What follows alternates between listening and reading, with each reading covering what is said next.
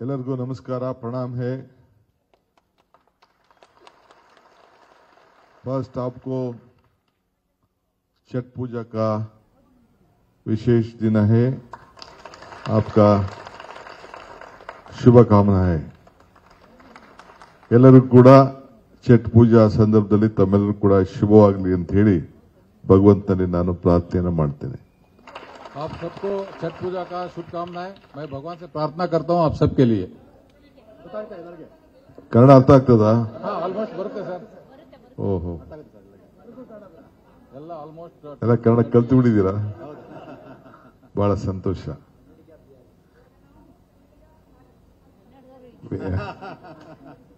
ನಿನ್ನೆ ತಾನೇ ಕನ್ನಡ ರಾಜ್ಯೋತ್ಸವ ಕಾರ್ಯಕ್ರಮ ಮಾಡಿದ್ದೀನಿ। ಬಹಳ ವೇದಿಕೆ ಇರುವಂತ ಎಲ್ಲ ನಿಮ್ಮ ಬಿಹಾರ ಸಂಘದ ಎಲ್ಲ ಪದಾಧಿಕಾರಿಗಳೇ, ಅಧ್ಯಕ್ಷರೇ, ನಮ್ಮ ಮೇಯರ್ ಸಂಪತ್ ಇದ್ದಾರೆ, ನಮ್ಮೆಲ್ಲ ಪದಾಧಿಕಾರಿಗಳು ಕೆಳಗಡೆ ಕೆಲವರೆಲ್ಲ ಕೂತಿದ್ದಾರೆ, ನಮ್ಮ ಮುಖಂಡರುಗಳು ಎಲ್ಲ, ನಿಮ್ಮನ್ನೆಲ್ಲ ಭೇಟಿ ಮಾಡುವಂತ ಒಂದು ದೊಡ್ಡ ಅವಕಾಶ ಇವತ್ತು ನನಗೆ ಸಿಕ್ಕಿದೆ। ನಾನು ನಿಮ್ಮ ಅಧ್ಯಕ್ಷರು ಕೇಳಿದೆ, ಎಲ್ಲರೂ ನಿಮ್ದು ಸಮುದಾಯ ಭವನ ಇದೆಯಾ, ಆಫೀಸ್ ಇದೆಯಾ ಅಂತ ಈಗ ಕೇಳಿದೆ ನಾನು। ಆಫೀಸ್ ಇಲ್ಲ ನಮ್ದು ಅಂತ ಹೇಳಿದ್ರು। ನನಗೆ ಮುಜುಗರ ಆಗ್ತಾ ಇದೆ, ನೀವು ಯಾವತ್ತೂ ಬಂದು ನನ್ನ ಭೇಟಿ ಮಾಡಿಲ್ಲ।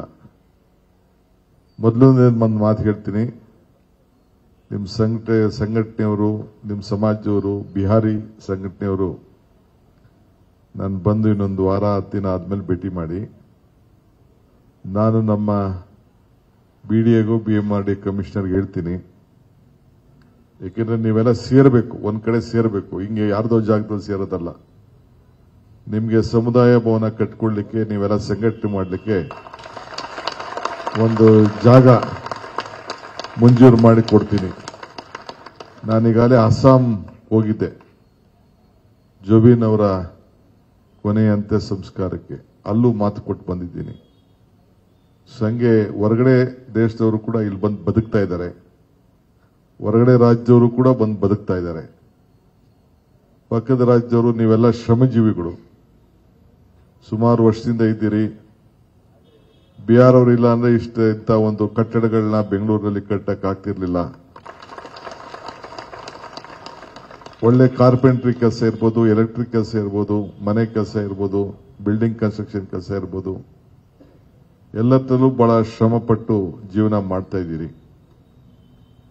ನಿಮ್ದು ಒಂದು ದೊಡ್ಡ ಇತಿಹಾಸ ಉಳ್ಳಂತ ರಾಜ್ಯ, ಬಹಳ ಸಂಸ್ಕೃತಿ ಇದೆ, ಒಳ್ಳೆ ದೇಶ ಇದೆ, ನಾವೆಲ್ಲ ಭಾರತೀಯರು।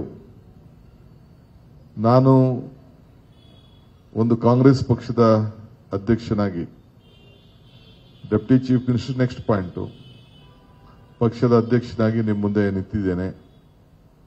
ಈ ದೇಶಕ್ಕೆ ಸ್ವಾತಂತ್ರ್ಯ ತಂದುಕೊಟ್ಟಂತ ಒಂದು ಪಕ್ಷ, ಈ ದೇಶಕ್ಕೆ ರಾಷ್ಟ್ರಗೀತೆ ತಂದುಕೊಟ್ಟಂತ ಪಕ್ಷ, ಈ ದೇಶಕ್ಕೆ ರಾಷ್ಟ್ರಧ್ವಜ ತಂದುಕೊಟ್ಟಂತ ಪಕ್ಷ, ಈ ದೇಶಕ್ಕೆ ಸಂವಿಧಾನ ತಂದುಕೊಟ್ಟಂತ ಪಕ್ಷ। ಆ ಸಂವಿಧಾನದಲ್ಲಿ ನಾವೆಲ್ಲ ರಕ್ಷಣೆಯಿಂದ ನಾವೆಲ್ಲ ಬದುಕ್ತಾ ಇದ್ದೀರಿ। ಇವತ್ತು ಬೇರೆ ಬೇರೆ ಪಾರ್ಟಿಯವರು ದೆಹಲಿಯಲ್ಲೆಲ್ಲ ಅಧಿಕಾರದಲ್ಲಿ ಇರಬಹುದು, ಆದರೆ ಅವ್ರಿಗೆ ಶಕ್ತಿ ಕೊಟ್ಟವ್ರು ಯಾರು, ಹಕ್ಕು ಕೊಟ್ಟವ್ರು ಯಾರು, ಈ ದೇಶಕ್ಕೆ ಸ್ವಾತಂತ್ರ್ಯ ತಂದು ಕೊಟ್ಟವ್ರು ಯಾವ ಪಕ್ಷ? ಅವತ್ತು ಯಾವುದು ಬಿಜೆಪಿ ಆಗಲಿ ಬೇರೆ ಪಾರ್ಟಿ ಯಾವುದು ಅಧಿಕಾರದಲ್ಲಿ ಇರಲಿಲ್ಲ, ಕಾಂಗ್ರೆಸ್ ಪಕ್ಷನೇ ಈ ದೇಶಕ್ಕೆ ಸ್ವಾತಂತ್ರ್ಯ ತಂದು ಕೊಟ್ಟು ಇತಿಹಾಸ ಇದೆ।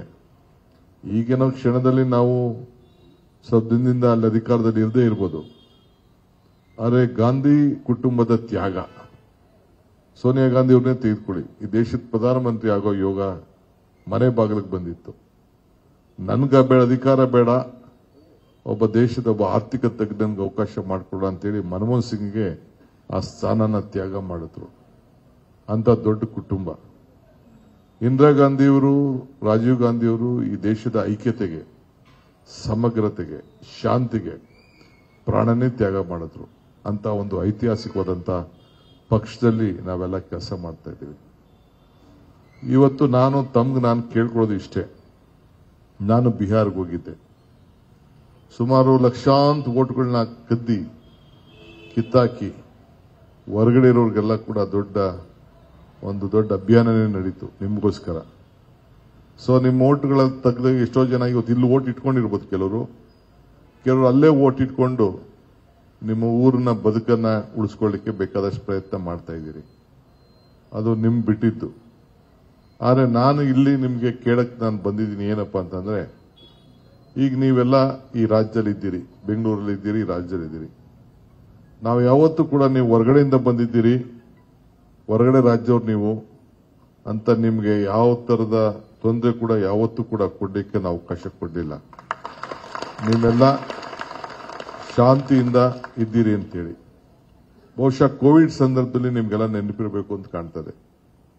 ಕೋವಿಡ್ ಸಂದರ್ಭದಲ್ಲಿ ಒಂದು ದೊಡ್ಡ ಹೋರಾಟ ಮಾಡಿ ನಾನು ಎಲ್ಲ ಬಸ್ಗಳಲ್ಲಿ, ರೈಲ್ಗಳಲ್ಲಿ ನಿಮ್ಮನ್ನೆಲ್ಲ 1/3 ಇದನ್ನ ಬಸ್ ಚಾರ್ಜು, ರೈಲ್ ಚಾರ್ಜ್ ಎಲ್ಲ ಮಾಡಿದ್ರು. ಆಗ ಕಾಂಗ್ರೆಸ್ ಪಕ್ಷದ ಅಧ್ಯಕ್ಷ ಆಗಿ ಹೊಸದಾಗಿದ್ದೆ 5 ವರ್ಷದಿಂದ. ಹೋರಾಟ ಮಾಡಿ ನಿಮ್ಗೆಲ್ಲ ಉಚಿತವಾಗಿ ಬಸ್ಸಲ್ಲಿ ಕಳಿಸೋಂಥ ವ್ಯವಸ್ಥೆನ ಟ್ರೈನಲ್ಲಿ ತೆಗೆದುಕೊಂಡು ಹೋಗುವಂಥ ವ್ಯವಸ್ಥೆಗೆ ಹೋರಾಟ ಅವತ್ತಿನ ಕಾಲದಲ್ಲಿ ನಾನು ಮಾಡಿದ್ದು ತಮಗೆಲ್ಲ ನೆನಪಿರಬೇಕು. ಇವತ್ತು ನಾವು ಎಲೆಕ್ಷನ್ಗೆ ಹೋದೋ, ಇಡೀ ದೇಶ ಒಂದ್ ಕಡೆ ಓಟ್ ಹಾಕ್ತು. ಆದರೆ ನಮ್ಮ ರಾಜ್ಯದಲ್ಲಿ ನಾನು ಕೊಟ್ಟಂತ ಆಶ್ವಾಸನೆ, ಕೊಟ್ಟಂತ ಗ್ಯಾರಂಟಿ ಇಡೀ ದೇಶಕ್ಕೆ ಇವತ್ತು ಒಂದು ಮಾದರಿಯಾಗಿದೆ. ಉಚಿತವಾಗಿ ವಿದ್ಯುತ್ ಶಕ್ತಿ ಇರ್ಬೋದು, ಹೆಣ್ಮಕ್ಳಿಗಿರ್ಬೋದು, ಅಕ್ಕಿ ಇರ್ಬೋದು. ಕೆಲವರು ಯಾರಿಗೆ ಕಾರ್ಡ್ಗಳು ಇಟ್ಕೊಂಡಿದ್ದಾರೋ ನನಗೆ ಗೊತ್ತಿಲ್ಲ. ಆದರೆ ಹೆಣ್ಮಕ್ಳು ಮಾತ್ರ ಉಚಿತವಾಗಿ ಇವತ್ತು ಬಸ್ಸಲ್ಲಿ ಫ್ರೀಯಾಗಿ ಹೋರಾಟ ಮಾಡ್ತಾ ಇದ್ದೀರಿ. ಹೆಣ್ಮಕ್ಳು ಇಲ್ಲಿ ಯಾರು ಅಕೌಂಟ್ಗಳು ಇಟ್ಕೊಂಡಿದ್ದಾರೆ, ಯಾರು ಆಧಾರ್ ಕಾರ್ಡ್ ಇಟ್ಕೊಂಡಿದ್ದಾರೆ, ಯಾರು ಹಸಿರು ಕಾರ್ಡ್ ಇಟ್ಕೊಂಡಿದ್ದಾರೆ, ಇವತ್ತು ಕೂಡ ನೀವು ಎಲ್ಲಿಯವರಾದ್ರೂ ಕೂಡ ನಿಮ್ಗೆ ಇವತ್ತು ಕೂಡ ತಿಂಗಳಿಗೆ 2,000 ರೂಪಾಯಿ ಬರ್ತಾ ಇದೆ. ಅನೇಕ ಉಚಿತವಾಗಿ ವಿದ್ಯುತ್ ಶಕ್ತಿ 200 ಯೂನಿಟ್ವರೆಗೂ ಕೂಡ ಇಲ್ಲಿ ವಾಸ ಮಾಡೋದಕ್ಕೆ ಬರ್ತಾ ಇದೆ. ನಮ್ಮನ್ನು ನೋಡಿ ನಮ್ಗೆ ಯಾರು ಟೀಕೆ ಮಾಡಿದ್ರು, ಆ ಟೀಕೆ ಮಾಡಿದವರೆಲ್ಲ ಅವರ ಬೇರೆ ರಾಜ್ಯಗಳಲ್ಲಿ ಇವತ್ತು ಅದನ್ನ ಪಾಲನೆ ಮಾಡಿ ಈಗ ಒಂದೇ ತಿಂಗಳಿಗೆ ಇವತ್ತು ಕೊಡಕ್ಕೇನೋ ಇವತ್ತು ಹೊರಟಿದ್ದಾರೆ. ಇರ್ಲಿ, ನಾನು ಅದನ್ನ ಮಾತಾಡಕ್ ಹೋಗಲ್ಲ. ನಾವು ಯೋಚನೆ ಮಾಡಿದ್ದು ನಿಮ್ಮನ್ನೆಲ್ಲ ಬದುಕಿನಲ್ಲಿ ನಾವು ಸಹಾಯ ಮಾಡಬೇಕು ಅಂತೇಳಿ ಅಂತ 5 ಗ್ಯಾರಂಟಿಗಳನ್ನ ಕೊಟ್ಟು ಇಡೀ ದೇಶಕ್ಕೆ ಮಾದರಿಯಾಗಿದ್ದೆ.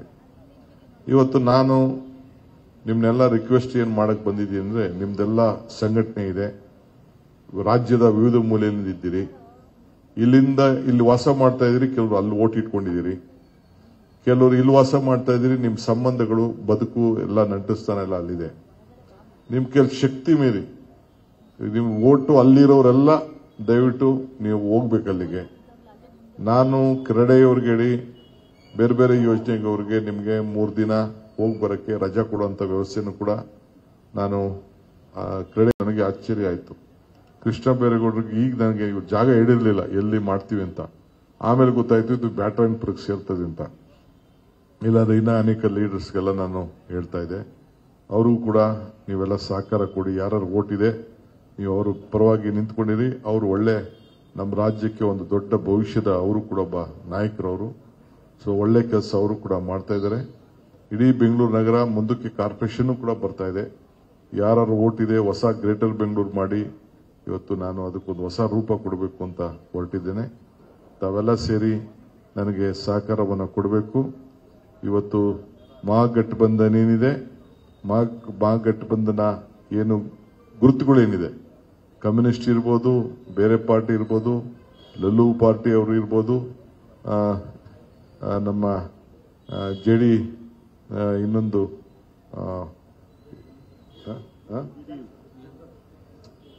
ಆರ್ಜೆಡಿ, ಆಮೇಲೆ ಇನ್ನ ಎಲ್ಲ ಅಲೈನ್ಸ್ ಪಾರ್ಟಿಗಳೆಲ್ಲ ಇದೆಯಲ್ಲ,